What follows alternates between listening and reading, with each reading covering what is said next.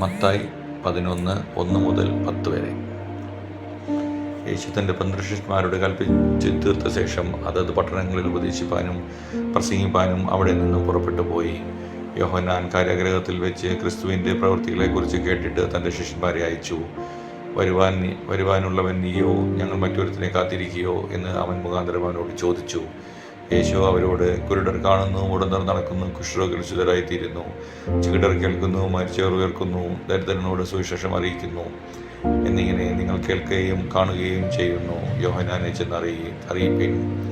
എന്നാൽ എങ്കലിടറി പോകാത്തവൻ എല്ലാം ഭാഗ്യവാൻ എന്നുത്തരം പറഞ്ഞു. അവർ പോയ ശേഷം യേശു യോഹന്നാനെ കുറിച്ച് പുരുഷാരത്തോട് പറഞ്ഞു തുടങ്ങിയത്, നിങ്ങൾ എന്ത് കാണുവാൻ മരുഭൂമിയിലേക്ക് പോയി? കാറ്റിന്മേൽ ഉലയുന്ന ഓടയോ? അല്ല, എന്ത് കാണുവാൻ പോയി? മാർദ്ദവസ്ത്രം ധരിച്ച മനുഷ്യനെയോ? മാർദ്ദവസ്ത്രം ധരിക്കുന്നവൻ രാജ്യഗ്രഹങ്ങളിലല്ലോ. അല്ല, എന്തിനു പോയി? ഒരു പ്രവാചകനെ കാണുവാനോ? അതേ, പ്രവാചകനിലും മികച്ചവൻ തന്നെ എന്ന് ഞാൻ നിങ്ങളോട് പറയുന്നു. ഞാൻ എൻ്റെ ദൂതനെ നിനക്ക് മുമ്പായി അയക്കുന്നു. അവൻ നിന്റെ മുൻപിൽ നിനക്ക് വഴിയൊരുക്കും എന്ന് എഴുതപ്പെട്ടിരിക്കുന്നവൻ അവൻ തന്നെ.